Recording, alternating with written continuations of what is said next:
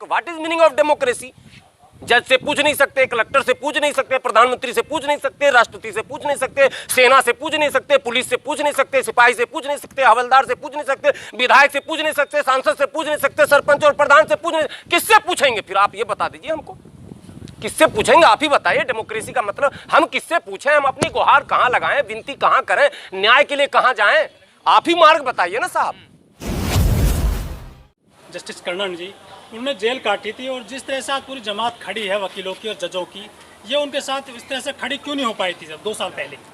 देखिए ये प्रशांत भूषण विरोध कर रहा था।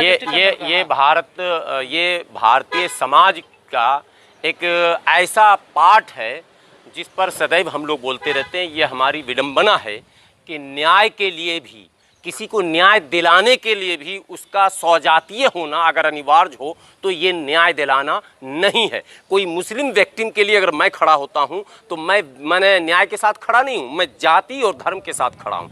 हमें खड़ा होना चाहिए न्याय के साथ, और न्याय के साथ खड़ा होने का अर्थ ये है कि वो एससी है कि एसटी है कि ओबीसी है कि मुस्लिम है कि अपर है कि ब्राह्मण है, ये नहीं देखा जाना चाहिए।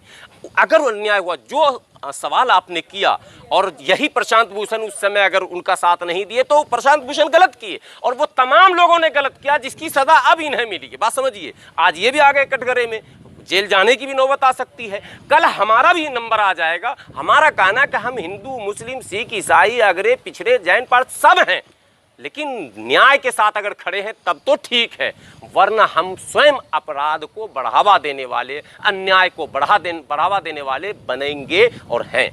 जो सम्मानित हमारे माननीय सुप्रीम कोर्ट के हमारे जजेस हैं, और वो वही लोग हैं जो 4 जज बाहर आए थे सुप्रीम कोर्ट के प्रांगण में और मीडिया कर्मियों के समक्ष आकर कहा था, गिड़गिड़ाते हुए कहा था कि डेमोक्रेसी जो है वो खतरे में है और हमारे ऊपर एक दबाव है, और दबाव से जो वास्तविक निर्णय होते हैं, सामाजिक निर्णय होते हैं, संवैधानिक निर्णय होते हैं, उसमें कहीं ना कहीं बाधा उत्पन्न हो रही है।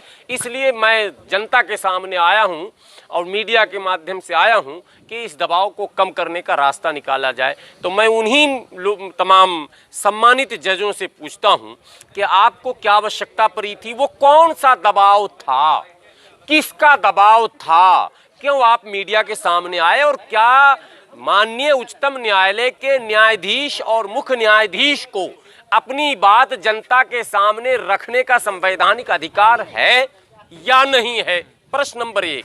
यदि नहीं था तो उन्होंने असंवैधानिक काम क्यों किया, और अगर है तो उन्हें अगर अभिव्यक्ति की स्वतंत्रता है तो प्रशांत भूषण को क्यों नहीं? आप पर दबाव किसका था ये तो देश को अब तक पता नहीं चला। 4 आए थे, 1 नहीं आए थे, और चारों वरिष्ठ थे, उसमें 1 रिटायर भी हो गए चीफ जस्टिस बन के, दूसरे इस समय चीफ जस्टिस हैं, तीसरे लाइन में हैं। तो क्यों आपने जनता के समक्ष आकर ये कहा कि हमारे ऊपर एक दबाव है, मानसिक या खुले शब्दों में पॉलिटिकल दबाव है, राजनीतिक दबाव? देखिए, प्रशांत भूषण जी ने कोई ऐसे अपशब्दों का या किसी ऐसे असंवैधानिक या अमर्यादित या असामाजिक शब्दों का प्रयोग नहीं किया है। उन्होंने एक बात कही है, और वो बात केवल वो नहीं कह रहे, देश की बड़ी आबादी ये सवाल कर रही है कि आपके किसी भी आर्डर के अंदर जो पारदर्शिता होनी चाहिए, संवैधानिक व्याख्या जो होनी चाहिए, वो दिख नहीं रही है। कहीं ना कहीं उस पर दबाव दिख रहा। आपके आदेश आते जा रहे हैं निरंतर। अभी 2-3 करंट की बात बता दूं, 2-3 करंट की बात है, बिल्कुल अभी की आधुनिक घटना कि एक फिल्म इंडस्ट्री में घटना घटती है, ठीक है, आप सुनवाई कर लेते हैं। क्यों करते हैं, क्या है वो, मेरा सवाल है। जितना बड़ा, जितनी ख्याति उसे प्राप्त है उससे 25 गुनी ख्याति 10 साल पहले हम लोगों ने प्राप्त कर रखी है। ये तो मीडिया ने उछाला ना। सोशल मीडिया पे आइए और आप सर्च कीजिए, जब से फेसबुक और व्हाट्सएप मार्केट में है तब से हम लोगों का चेहरा है, लेकिन हमें तो न्याय नहीं मिल रहा, हमारी बात सुनी नहीं जा रही है। 2004 से हम सुप्रीम कोर्ट में 8 बार सुप्रीम कोर्ट का घेराव किया। जज को भ्रष्टाचार कहना, भ्रष्ट कहना, ये भी तो सही नहीं है ना, ये भी कंटेंट ऑफ कोर्ट है ना सर। साहब आप ये बताइए, कोई प्रशासनिक पदाधिकारी अगर असंवैधानिक कार्य कर रहा हो, और वो जिला का सर्वोच्च पद उसका हो, संवैधानिक पद है वो भी, चाहे जिला डिस्ट्रिक्ट जज हो या कलेक्टर हो या पुलिस कप्तान हो। पर पुलिस कप्तान को ऐसा नहीं कि उसे भी आप गाली दे दें। एक आम सिपाही को आप गाली दे सकते हैं क्या? कहीं ना कहीं संवैधानिक अपराध है या नहीं है? तो बस यही चीज है। लेकिन अगर वो गलत करता है तो लोग कहते हैं या नहीं कहते हैं, ये फिर मेरा अधिकार है। प्रशांत भूषण को एविडेंस देना चाहिए ना, कोर्ट जब एविडेंस मांग रहा तो एविडेंस दे वो। पूरा भारत देख रहा है एविडेंस को, पूरा भारत देख रहा है साहब। आप रातों रात सुप्रीम कोर्ट से सरकार बनवा दे रहे हैं। क्यों बनाते हैं? आपको शिवराज सिंह चौहान की बात सुनने का समय है, आपको क्या कहते हैं राजस्थान के सारे समय को सुनने का समय है। मैं व्यक्तिगत कह रहा हूं, मेरा नाम हाफिज गुलाम सरवर, ऑल इंडिया यूनाइटेड मुस्लिम मोर्चा, 2004 में मैंने PIL दाखिल किया सुप्रीम कोर्ट में और 25 बार गुहार कर चुका हूं, 4 बार धरना सुप्रीम कोर्ट के खिलाफ कर चुका हूं। आपने कवर भी किया 2 बार। क्या आपके पास क्यों नहीं समय है महामहिम? क्या मजबूरी है कि उस मुकदमे को आप नहीं सुनते? मैं ये पूछ नहीं सकता हूं भारतीय होने के नाते, क्या आप मेरे पड़ोसी का सुन रहे हैं और वो भी रातों रात सुन रहे हैं, और मेरा 16 साल हो गया मुकदमा नहीं सुन रहे हैं? आपसे प्रश्न करने का अधिकार नहीं है तो फिर डेमोक्रेसी नहीं है। बिल्कुल कहा जाएगा what is meaning of democracy?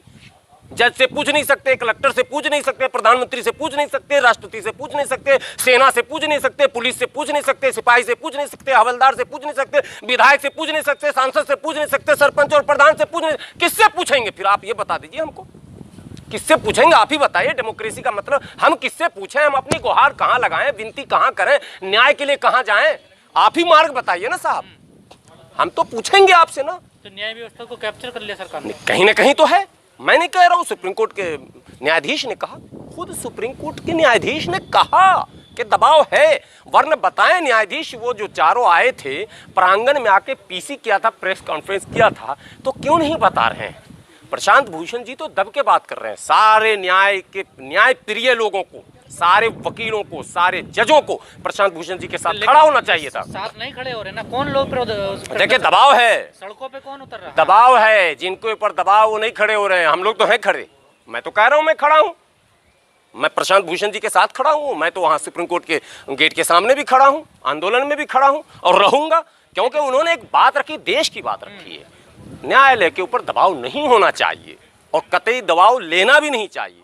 आप उस पद पर हैं जहां सारे दरवाजे बंद होते हैं, तब वहां हम जाते हैं। सरकार तो कह रही है कि प्रशांत भूषण को माफ कर देना चाहिए कोर्ट को। सरकार तो कहीं ना कहीं प्रशांत भूषण के साथ है। ये बहुत विचित्र प्रश्न आपका है। सरकार साथ है या विरोध में है, ये भी देश जान रहा है, ये भी देश जान रहा है। और अगर सरकार साथ है इस समय, तो मैं समझता हूं सरकार की ये कदम तो सराहनीय है। ये कदम सराहनीय है कि सरकार भी कह रही कि नहीं, प्रशांत भूषण को माफ कर दीजिए। माफ शब्द दे, सबसे पहले तो आप किसी को मैंने पहले घोषित कर देने के अपराधी है, उसने गलती की है, फिर कह रहे चल बे माफी मांग। अब वो कह रहा है मैंने गलती ही नहीं की है साहब, तो मैं माफी क्यों मांगूं? आपको ये कहना चाहिए कि नहीं ये गलत नहीं। सरकार को जो कोस रहे हैं, लेकिन सरकार तो प्रशांत भूषण के साथ है। अगर इस मुद्दे पर, जिस इशू पर अभी बात हो रही है, जो मुकदमा उन पर लगाया गया है, अगर इसमें सरकार साथ है तो हम सरकार के इस कदम की सराहना करते हैं और वेलकम करते हैं। इसका मतलब सरकार पहली बार कोई काम जनता के आवाज़ पर कर रही है। वो आवाज़ तो बहुत उठी है देश में, वो आवाज़ जिसको आप कैद नहीं कर रहे। देखिए एक सर, आप मैं बता रहा हूँ, मेरी आवाज़ तो आप कैद कर रहे हैं। हज़ारों लाखों करोड़ों लोग हैं, खेत में काम करने वाला है, जाकर पूछिए ना, बताएगा कि नहीं सही किया। सवाल होना चाहिए। तो जो आवाज़ जो कैमरे से बाहर हैं, उनकी आवाज़ यही है कि पारदर्शिता होनी चाहिए न्यायिक व्यवस्था में भी। 4 स्तंभ में न्यायपालिका वो स्तंभ है जहां जाकर सब कुछ अटक जाता और ठहर जाता। तो सर देश में कोई पहली बार थोड़ा हो रहा, संस्थाओं का यूज तो किया है सरकारों ने। कहा है रिटायर होंगे तो यही जज साहब हमारे जो हैं किताब लिखेंगे। रुकिए मैं बताता हूँ, यही जज साहब जब रिटायर होंगे तब किताब लिखेंगे, मेरे साथ ऐसी घटना घटी थी, मैंने ये फैसला दबाव में दिया था। ये भी इतिहास है। इमरजेंसी का दौर आप याद कीजिए कि उस समय भी जो जजेस थे, उन्होंने जो बातें, वो ग्वालियर का मुकदमा बार बार योगेंद्र यादव जी उठाते हैं ना, उसको वो एक उदाहरण क्यों दिया जाता है कि रिटायर होने के बाद ये पुस्तक लिखते हैं और अपनी कहानी लिखते हैं। अरे साहब, आज आप इतिहास लिख दिए, रिटायर होने के बाद आपकी किताब कोई नहीं पढ़ेगा। अगर आज आप पद पर हैं, पावर पर हैं, ऐतिहासिक फैसला और संवैधानिक फैसला और सामाजिक फैसला अगर देंगे तो वो इतिहास के पन्नों में अमर होगा। और यदि रिटायर होने के बाद आप मोटी मोटी किताब लिखेंगे, अपने स्मरण को एकत्रित करेंगे, तो उसको पढ़ने के लिए भारत के लोगों के पास अब बहुत समय नहीं है।